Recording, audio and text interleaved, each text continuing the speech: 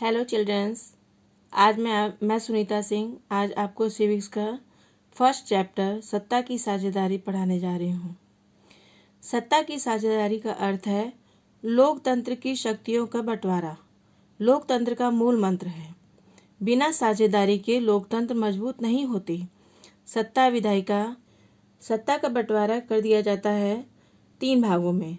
सत्ता विधायिका, कार्यपालिका और न्यायपालिका के विभाजन में बंटवारा होता है, क्योंकि तीनों ही संस्थाओं को जनता प्रत्यक्ष या अप्रत्यक्ष रूप से निर्धारित करती है, जो चुनाव के समय या चुनाव के द्वारा होता है। यहाँ हम 2 देशों के बारे में पढ़ेंगे, बेल्जियम और श्रीलंका की सत्ता के बारे में।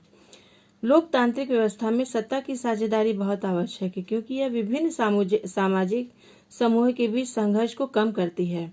सामाजिक टकराव को आगे चलकर प्राय हिंसा और राजनीतिक अस्थिरता का रूप धारण कर लेता है। इसलिए सत्ता में हिस्सा दे देना या इसका विकेंद्रीकरण राजनीतिक व्यवस्था के स्वामित्व के लिए अच्छा होता है। बेल्जियम और श्रीलंका की सत्ता के बारे में चलिए हम जानना शुरू करते हैं। बेल्जियम यूरोप में स्थित एक छोटा सा देश है। इसकी सीमाएं फ्रांस, जर्मनी, नीदरलैंड और लक्समबर्ग से लगी हुई हैं। इस देश का जाति समीकरण बहुत जटिल है। इस देश की कुल जनसंख्या का लगभग 59% भाग फ्लेमिश में रहता है। जैसा कि आप ये चित्र देख रहे हैं, ये चित्र देखिए, ये बेल्जियम का क्षेत्र है। इसकी भाषा डच है।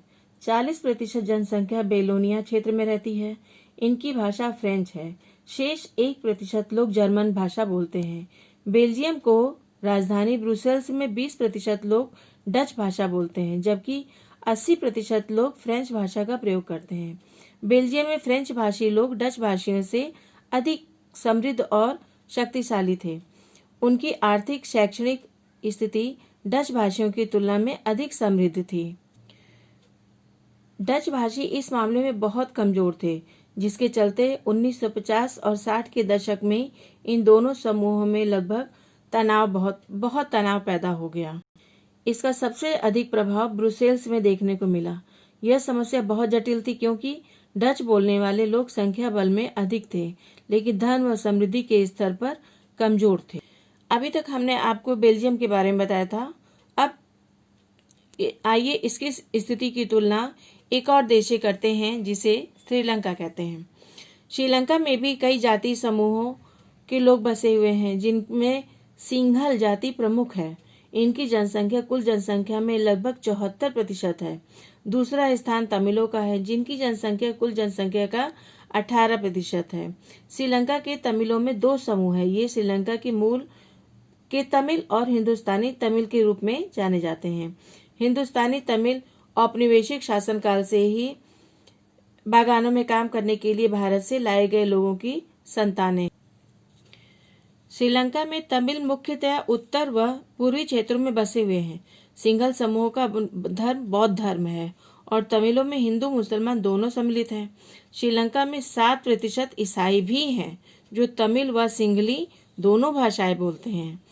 बेल्जियम और श्रीलंका से संबंधित ये विवरण आपके परिप्रेक्ष्य सत्ता की साझेदारी से संबंधित संभावना यह थी कि बेल्जियम में डच भाषी लोग अपनी बड़ी जनसंख्या के कारण फ्रेंच भाषी लोग और जर्मन भाषी लोगों पर अपना प्रभुत्व जमा सकते थे। इसके कारण उनके बीच संघर्ष होने की संभावना अधिक हो गई। संभव था कि इससे बेल्जियम का विभाजन हो जाता और राजधानी ब्रुसेल्स का प्रत्येक पक्ष अपने अधिकार का दावा करता।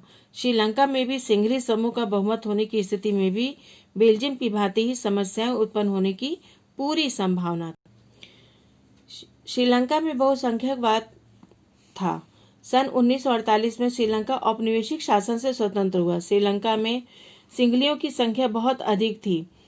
ऐसी स्थिति में उन्होंने श्रीलंका पर अपने प्रभुत्व करने वाला शासन स्थापित करने की कोशिश की। श्रीलंका की लोकतांत्रिक रूप से निर्वाचित सरकार ने सिंघली समुदाय को वर्चस्व स्थापित करने के लिए बड़े विशेषाधिकार प्रदान किए हुए थे। सन 1956 में कानून बनाकर सिंघली भाषा को राजभाषा घोषित कर दिया गया। सरकारी व्यवस्थाओं में सिंगलियों की प्राथमिकता प्रदान की गई। अब सिंगलियों का बौद्ध धर्म था। इन कानूनों और निर्णयों ने तमिलों में बहुत आक्रोश पैदा कर दिया। उन्हें लगा कि सरकार उनकी भाषा और धर्म और संस्कृति को लेकर असंवेदनशील है, यानी उनको नहीं मानती। सरकार उन्हें सरकारी नीतियों एवं समान राजनीतिक अधिकारों से वंचित करी, ऐसा उनका सोचना था, और उनके साथ ही बहुत भेदभाव किया जा रहा है। ऐसी स्थिति में सिंगली और तमिल समुदायों के बीच आपसी संबंध बिगड़ते चले गए। आपसी संबंध बिगड़ने के कारण इधर राजनीतिक स्थितियों को भी अपने प्रतिकूल होते देख श्रीलंका के तमिलों ने अपने अधिकारों को प्राप्त करने के लिए संघर्ष प्रारंभ किया। उन्होंने अपनी राजनीतिक पार्टियों का गठन किया। पहला तो उनका क्या मांग थी, उन्होंने कुछ मांगे अपनी रखनी शुरू कर दी।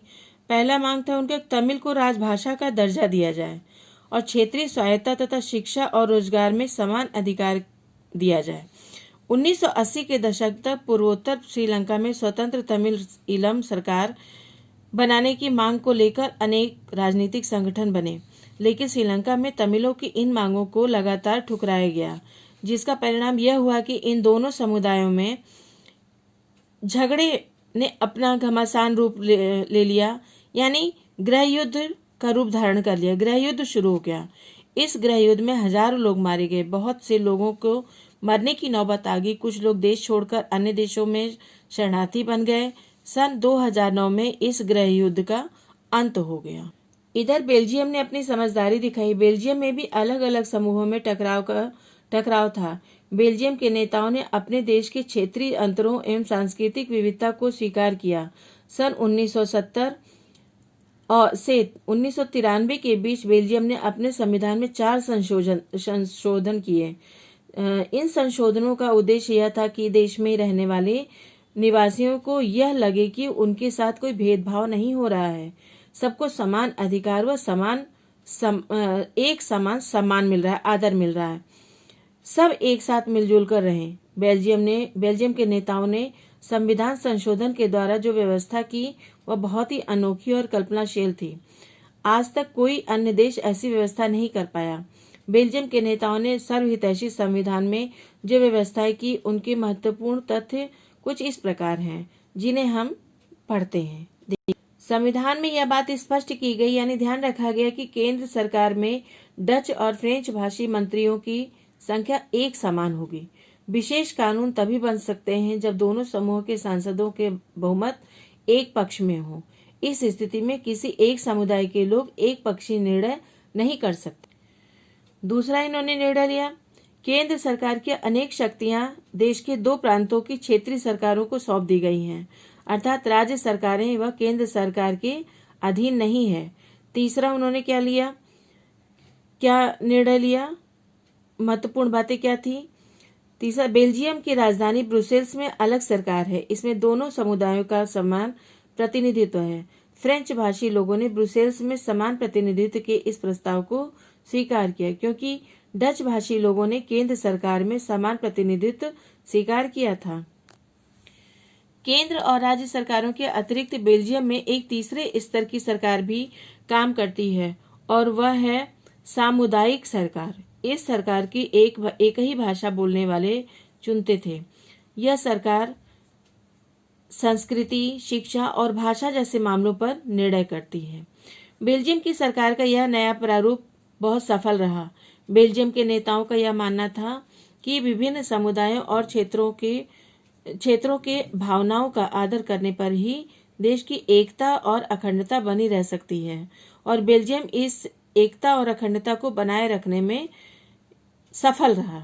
दूसरी ओर श्रीलंका में बहुसंख्यक समुदाय अपना प्रभुत्व स्थापित करने की कोशिश में एक दूसरे समूह की अवहेलना करते रहे, जिसके कारण यह देश गृह युद्ध की आग में जल उठा और सत्ता के इधर बेल्जियम ने अपनी समझदारी दिखाई और सबको एक में रखा। अब बेल्जियम और श्रीलंका की इन कथाओं से हमें क्या पता चला।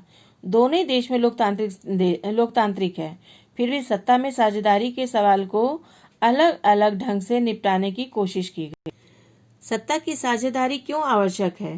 केंद्र सरकार और राज्य सरकार या क्षेत्रीय सरकार, ये 3 सरकारें होती हैं। 3 वैसे तो 2 ही मान्य होती हैं, तीसरी क्षेत्रीय सरकार होती है। सबके अलग अलग होते हैं, अलग अलग कार्य होते हैं, जैसे प्रधान, ब्लॉक प्रमुख, इस प्रकार से ये क्षेत्रीय सरकार में आते हैं। सत्ता की साझेदारी इसलिए जरूरी है क्योंकि सत्ता के बंटवारे में समूहों की टकराव की आशंका कम रहती है। लोकतंत्र में अपनी भागीदारी के माध्यम से विभिन्न समूह शासन व्यवस्था से जुड़ते हैं। यदि बहुसंख्यक समूह की इच्छा के शेष सभी पर थोपा जाए तो या इच्छा को सभी पर थोपा जाए तो इससे सदैव टकराव की स्थिति बनी रहती है। देश की एकता और अखंडता के लिए यह स्थिति बहुत घातक होती है। बहुसंख्यकों की मनमानी अल्पसंख्यकों के अस्तित्व को ही खत्म कर देती है। इसलिए सत्ता में साझेदारी का होना अत्यंत आवश्यक है। यह राजनीतिक व्यवस्था को स्थायित्व प्रदान करता है। इन 2 तर्कों में से एक भी युक्तिपरक और दूसरों को नैतिक तर्क कह सकते हैं। युक्तिपरक या समझदारी तर्क लाभकर परिणामों पर जोर देता है, जबकि नैतिक तर्क सत्ता के बंटवारे के अंतर्भूत महत्व को सत्ता की साझेदारी के रूप क्या है? ऐसा माना जाता है कि पहले एक मान्यता थी, जैसे कि एक राजा होता था, या ये हम कह सकते हैं कि सरकार की समस्त शक्तियां किसी एक व्यक्ति या विशेष स्थान पर ही केंद्रित होती थी।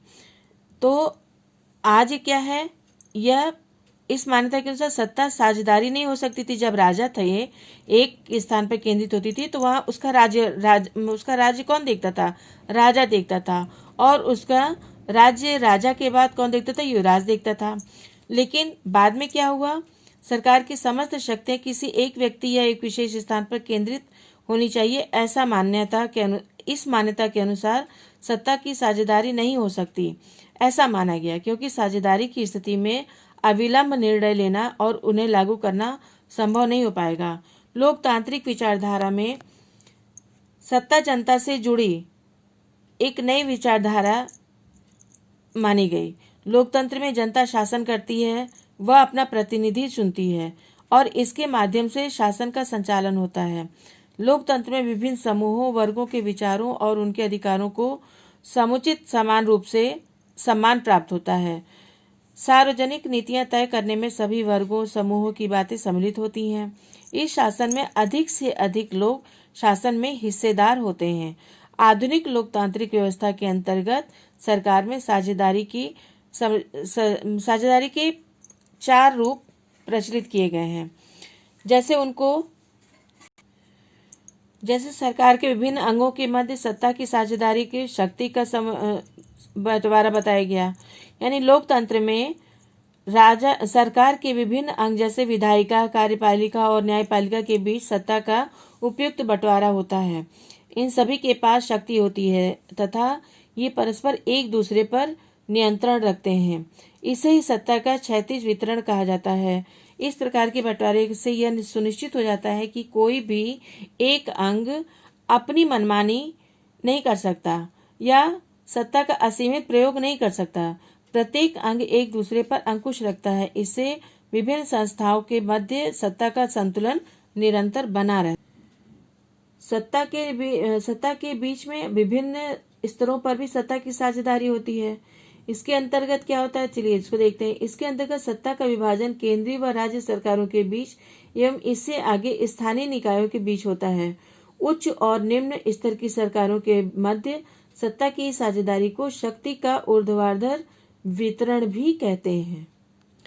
सरकार के बीच विभिन्न स्तरों पर भी सत्ता का बंटवारा हो सकता है। जैसे पूरे देश के लिए एक सामान्य सरकार हो, फिर प्रांत या क्षेत्रीय स्तर पर अलग अलग सरकार है। पूरे देश के लिए बनने वाली ऐसी सामान्य सरकार को अक्सर संघ या केंद्र सरकार कहते हैं।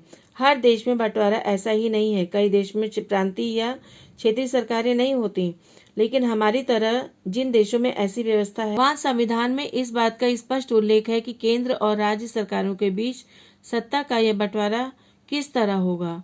बेल्जियम में तो यह काम हुआ, पर श्रीलंका में नहीं हुआ। लोकतंत्र में विभिन्न धार्मिक, भाषाई, आदिवासी एवं अल्पसंख्यक समूह विभिन्न स्तरों पर सत्ता की साझेदारी करते हैं। सत्ता की साझेदारी का यह रूप प्रजातांत्रिक एवं संवैधानिक दोनों रूपों में हो सकता है। इस प्रकार की व्यवस्था विधायिका या प्रशासन में अलग अलग सामाजिक समूहों को हिस्सेदारी देने के लिए की जाती है, ताकि वे स्वयं को शासन से अलग न समझें। कुछ देशों के संविधान एवं कानून में इस व्यवस्था का प्रावधान है कि सामाजिक रूप से कमजोर समुदाय एवं महिलाओं को विधायिका व प्रशासन में हिस्सेदारी दी जाए। राजनीतिक दलों, दबाव समूहों और आंदोलनों के मध्य भी सत्ता की साझेदारी होती है। लोकतंत्र में भिन्न भिन्न राजनीतिक दलों, दबाव समूहों और आंदोलनों के मध्य भी सत्ता की साझेदारी होती है। लोकतंत्र लोगों को सत्ता के दावेदारों के बीच चुनाव का विकल्प देता है। यह विकल्प भिन्न भिन्न राजनीतिक दलों के रूप में उपलब्ध होता है। यह राजनीतिक दल चुनाव लड़ते हैं। इनकी प्रतिद्वंदिता एवं यह सुनिश्चित करती है कि सत्ता एक व्यक्ति या एक समूह के हाथ में ही न रहे, बल्कि उसमें परिवर्तन होता रहे। एक बड़ी समयावधि पर गौर करें तो पाएंगे कि सत्ता बारी बारी से अलग अलग विचारधारा और सामाजिक समूह वाली पार्टियों के हाथ आती जाती रहती है। कई बार सत्ता की यह भागीदारी एकदम प्रत्यक्ष दिखती है, क्योंकि दो या अधिक पार्टियां मिलकर चुनाव लड़ती हैं या सरकार का गठन करती हैं।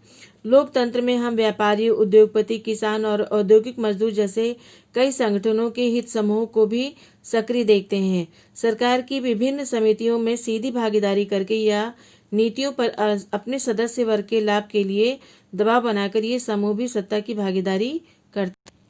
इस तरह से आपने इस अध्याय में पढ़ा कि सत्ता का बंटवारा विभिन्न सामाजिक समूहों, भाषाई और धार्मिक समूहों के मध्य भी हो सकता है। सत्ता बंटवारे के एक रूप में हम विभिन्न प्रकार के दबाव समूह एवं आंदोलनों द्वारा शासन को प्रभावित एवं नियंत्रित करने के तरीके में भी इसको देख सकते हैं। तो स्टूडेंट्स, आपने पढ़ा सत्ता की साझेदारी। उम्मीद है कि आपको यह चैप्टर समझ में आया होगा। यदि आपको ये समझ में आया और आपको अच्छा लगा तो इसे लाइक और सब्सक्राइब करना अवश्य करें। इसे लाइक करना ना भूलें।